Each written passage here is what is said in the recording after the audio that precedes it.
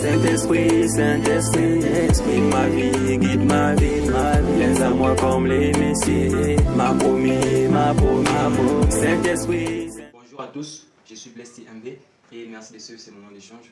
Voilà, je suis venu dans le quartier, dans les domiciles de cet artiste pour avoir un moment d'échange avec lui. Et je vous présente Ben Bloom, l'artiste qui a répondu présent à mon appel, l'artiste qui a honoré ce rendez-vous. Là, je suis à Kistondi, dans son quartier, et il représente valablement ce quartier. Sans plus tarder, je vais vous inviter à les découvrir un peu plus. Ben, c'est comment faire? Calme mon gars, peut-être toi. Ça va, frère. Vraiment, je suis vraiment ravi d'être ici avec toi. Merci encore d'avoir accepté cette invitation. Vraiment, ça fait plaisir. Non, il n'y a aucun problème, c'est pour la gloire de Dieu. Donc... Ouais, aide-moi la lumière toujours. Toujours. D'accord, voilà. Donc, on va procéder. Ben, la première question est celle-ci. Pouvez-vous me dire comment, en fait, pouvez-vous me donner la signification du cycle BM que vous avez choisi comme nom? Bon, BM, en état civil, c'est Bastila Mechi. Donc, je m'appelle Bastila Mechi et pour abroger, j'ai pris BM. Ah, d'accord. Et B, c'est le nom et M, c'est le prénom. C'est le prénom. D'accord. Donc, Bastila Mechi. Voilà, donc vous avez compris, BM, c'est Bastila, merci. Donc, ne soyez plus curieux ou bien ne soyez plus étonné en fait. Il a déjà donné la signification de cette abréviation. Voilà. Donc, on va entamer avec la deuxième question. Ben Bloom, pouvez-vous nous dire quel style musical faites-vous? Bon, moi, je dirais que je suis un rappeur, donc je fais du rap. Je fais du rap pour annoncer l'évangile. Ah, ok. D'accord. Votre style, c'est le rap, en fait. Vous êtes basé sur le rap. Ben Bloom, pourquoi on a l'impression que votre nom, votre écriture artistique, votre slogan vont de pair avec celui de l'artiste ivoirien KS Bloom? Pouvez-vous nous éclaircir sur ce point-là? Parce qu'on sent vraiment une sorte de similarité entre votre identité artistique et celle de l'autre là, de cet artiste ivoirien KS Bloom. Pouvez-vous nous éclaircir? Bon, pour la question là, je dirais, premièrement, le nom de Bloom, ça veut dire floraison. C'est le nom de notre jeunesse. Les jeunesses de notre église, on leur appelle les Bloom. Et même KS Bloom, si vous regardez bien ses interviews, vous allez voir qu'une fois il a parlé de ça. Le Bloom ne vient pas de lui, mais il a apporté ce Bloom pour l'honneur de l'église. Donc je dirais que c'est la même chose que j'ai fait de mon côté. Maintenant, parlant de l'écriture, c'est des choses qu'on ne peut pas expliquer, assez spirituelles. Parce que je dirais qu'avant même que je puisse me convertir, que j'ai l'amour de servir Dieu, j'ai connu KS Bloom. J'ai connu KS Bloom à travers sa musique. Ça m'a donné cette envie de connaître le Seigneur. Donc je peux dire ça. Maintenant, parlant d'allumer la lumière, il y a la Bible dit dans Marc, si je ne me trompe pas, c'est dans Marc 5. La Bible nous dit que ce peuple qui est assis dans les ténèbres a vu la lumière. En fait, moi, quand je me suis converti, et avant que je puisse me mettre au service du Seigneur, une fois, j'étais en pleine prière, on était à l'église, on priait, et j'ai vu une forte lumière. Et le Seigneur m'a montré la lumière. Et voilà pourquoi, dans mes sons, souvent, je parle de la lumière. C'est cette lumière, cette vision que j'avais eue, cette révélation. Parce que le Seigneur veut m'utiliser beaucoup pour être une lumière pour la jeunesse. Voilà pourquoi je dis toujours allumons la lumière. Exactement. Donc, merci pour cet éclaircissement. Parce que déjà, moi, je suppose que beaucoup de gens se posent cette question-là. Hein? Il y a toujours des gens qui se posent, mais comment Ben Bloom, KS Bloom, il y a cette similarité qui existe entre eux et tout. Mais vous avez éclairci cela. J'espère que vous avez compris, en fait.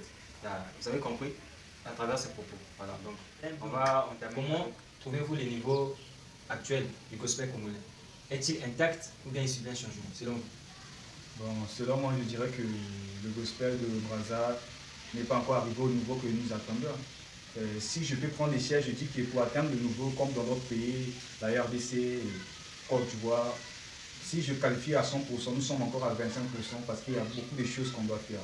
Et ce que j'aimerais ajouter, si vous voulez quelque chose qui s'évolue, il doit y avoir l'amour entre nous et de l'entente. Donc c'est tout ce que je peux dire. D'accord, frère, c'est assez clair ce que vous avez dit. Voilà, donc au moins il y a un changement, mais c'est pas encore un changement radical, sinon un changement d'élévation. On est encore un peu c'est un peu ça, à bas niveau, ce qu'il a voulu dire. Voilà, donc on enchaîne toujours. Voilà, Ben Bloom, quel conseil pouvez-vous prodiguer à vos confrères artistes gospel congolais d'ici, artistes congolais de la République du Congo? En tout cas, j'ai beaucoup à leur dire. J'ai très beaucoup à leur dire. En tout cas, c'est comme si tu veux conseiller une personne, tu as tellement de choses, tu ne sais pas par où commencer. C'est vraiment des résumés. C'est vraiment des résumés. Ce que je peux dire que nous devons apprendre ce qu'on appelle par l'amour. Parce qu'avec l'amour, nous pouvons accomplir le reste des choses. Parce que quand tu as l'amour envers ton frère, tu auras cette envie de le soutenir. Quand tu as l'amour envers ton frère, tu auras cette envie, quand un ministère de ton frère commence à tomber, tu vas vouloir mettre la main dans la pâte pour élever ça. Quand nous ne devons pas oublier que nous sommes le corps du Christ et nous devons nous tenir entre nous. Imaginons, te donne un exemple que on te dit pour 10 000, on puisse te couper la main. Je ne crois pas que tu vas accepter. Mais pourquoi quand nos frères sont dans les difficultés, nous ne voulons pas leur soutenir? Ça fait partie de moi, donc c'est tout ce que je peux dire. Voilà. Vraiment très, très profond ce que vous avez dit. Donc moi j'ai compris dans ce sens que Ben Bloom veut dire qu'on ne doit plus avoir, il conseille à ses confrères artistes gospel d'avoir l'amour fraternel en fait. Hein? Qu'il y ait cet amour-là entre frères. Voilà, c'est très important. Il a beaucoup à dire, mais il a juste résumé ça. Voilà, donc merci frérot. Donc on va continuer, on va poursuivre avec Ben Bloom. Qu'est-ce que pensez-vous de compétition gospel? Parlant des compétitions gospel, pour moi je dirais, premièrement, c'est l'opportunité pour nous les jeunes artistes de se démarquer, de nous faire la visibilité. Mais selon moi, il ne doit pas avoir ni de gagnant ni de perdant, mais tout doit se faire pour la gloire de Dieu. C'est tout ce que je peux dire. D'accord. Cher frère Ben Bloom, selon vous, pourquoi les artistes gospel de notre pays n'affrontent presque jamais les stades Alphonse Assembaliba? Il n'y a que les artistes profanes, les artistes urbains qui essaient un peu de faire ces stades-là. Mais sinon, côté gospel, moi déjà là, je n'ai jamais vu personne faire ça. Un artiste gospel de notre pays. Voilà. Selon vous, c'est à cause de quoi? C'est dû à quoi c'est manque de réaction vis-à-vis de ces stades-là, concernant les artistes gospel? Bon, parlons du stade, parce que c'est d'abord l'endroit. L'endroit est vaste et le public que nous avons. Quand vous avez parlé des artistes qui font la musique profane, ils affrontent parce que quoi? Ils ont premièrement cette visibilité. Ils ont cette capacité. C'est comme si vous disiez qu'un bébé de 2 ans vous donnez 10 000. Le 10 000 il va tout gâcher. On donne à celui qui est adulte. Je vais dire quoi par là? En fait, avec notre niveau, c'est pas pour parler du mal du gospel, je fais partie des artistes gospel. Mais avec notre niveau, nous ne pouvons pas affronter en ce moment. De un, il n'y a pas assez de soutien. On n'est pas vraiment soutenu. Et même des maisons de production, que ce soit pour nous manager, il n'y en a pas assez. Donc, maintenant, à se lever le bon matin, aller affronter là-bas, c'est comme si en fait tu voulais juste ramener de l'échec. Parce que, à part la musique que nous faisons pour la gloire de Dieu, les gens doivent savoir que la musique aussi c'est un moyen de faire de l'argent, c'est un business. C'est que les gens nous oublient. Bien sûr que nous chantons pour la gloire de Dieu, mais un producteur ne peut pas prendre une personne qui est incapable pour aller remplir ce stade. Voilà pourquoi c'est très difficile. Nos artistes gospel ne sont pas encore dans la lumière ou bien au sommet pour arriver ou atteindre ce genre de niveau. Mais avec la grâce de Dieu, c'est sûr que c'est pour bientôt. Voilà. Peut-être je serai même le premier. On ne sait jamais. Il faut toujours rêver grand et être optimiste. Vous avez tout mon soutien, on ne sait jamais. Voilà, donc ça c'est selon Ben Bloom, selon ses propos, il a essayé de justifier ces manques-là, ces manques de réaction des artistes gospel concernant ces stades. Voilà, donc, vous avez compris, on va procéder toujours dans Ben Bloom, mon frère. Qui pouvez-vous dire à une personne qui pense que le rap n'est pas un style divin? Pour cette personne, les artistes gospel ne doivent pas faire le rap parce que pour elle c'est un style démoniaque, c'est un style qui est satanique. Selon vous, quelle réponse pouvez-vous donner à cette personne-là? C'est de droit, je m'arrange d'abord. En fait, je me rappelle bien une fois, je marchais en route et il y avait un gars qui écoutait ma musique. Et c'est un frère en Christ, il prie beaucoup. Et les gens lui demandent, mais frère, pourquoi tu écoutes des genres de musique? C'est pas du gospel ça? Oh non, ça parle de Dieu. Et les gars ont commencé à le clasher. Et de loin, le gars m'avait dit, voilà l'artiste. Et les gens sont venus lui parler mal. Oh non, comment ça tu peux faire du rap? Le rap c'est satanique. En fait, ils n'ont pas compris le message. Premièrement, la musique, le rap, ceci-là a été créé par des Noirs. C'est ce que les gens oublient. Vous n'avez pas suivi l'histoire de quelque chose que vous ne connaissez pas, mais vous voulez juste venir parler. Je vais essayer un peu de vous expliquer. Le rap a commencé pendant la traite négrière. Les Noirs qui souffraient, les Noirs qui ont frappé, c'est eux qui ont commencé avec les premiers tests du rap. Pour dire que le rap, c'est pas un voyou qui a commencé avec. Le rap, c'est pas une personne, un malfaiteur qui a commencé avec. Le rap, c'était un moyen pour des gens de se libérer, pour des gens en fait, comment dirais-je quoi, exprimer, ouais, c'était comme ça le rap. Et nous faisons le rap. La différence est que vous ne devez pas écouter d'abord ce style musical, mais c'est d'abord les paroles, le contenu de la chanson. Parce qu'aujourd'hui, beaucoup de gens écoutent de la musique juste pour trouver les failles. Ils trouvaient le faille dans la musique gospel. Oh non, le rap est satanique. Le rap n'est pas satanique. Mais ce que je veux dire, que la musique, c'est Dieu qui a créé. La musique, c'est pas le diable. Qu'est-ce que le diable a fait? Le diable a juste pris la musique pour détruire le monde. Maintenant, aujourd'hui, Dieu a pris ce rap que les gens qui ont été détruits, il a pris ce rap pour ramener les jeunes à la lumière, vous ne voulez pas. En tout cas, les gars, vous êtes compliqués. Je prends un exemple. Le rap, c'est comme le couteau. Je prends un exemple. C'est comme le couteau. Le couteau, tu peux l'utiliser, bien sûr, pour couper la viande. Au même temps, le couteau, tu peux l'utiliser pour tuer une personne.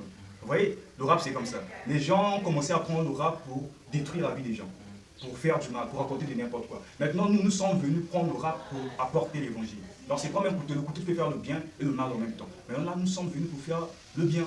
Donc laissez-nous, moi je ne sais pas chanter, je ne sais pas faire du choral. Alors moi je suis un rappeur, donc c'est Dieu qui m'a fait, donc je dois rapper pour Dieu. Voilà. Donc c'est tout ce que je peux vous dire. Très très pertinent ce que vous avez dit. Déjà, je vais ajouter quelque chose.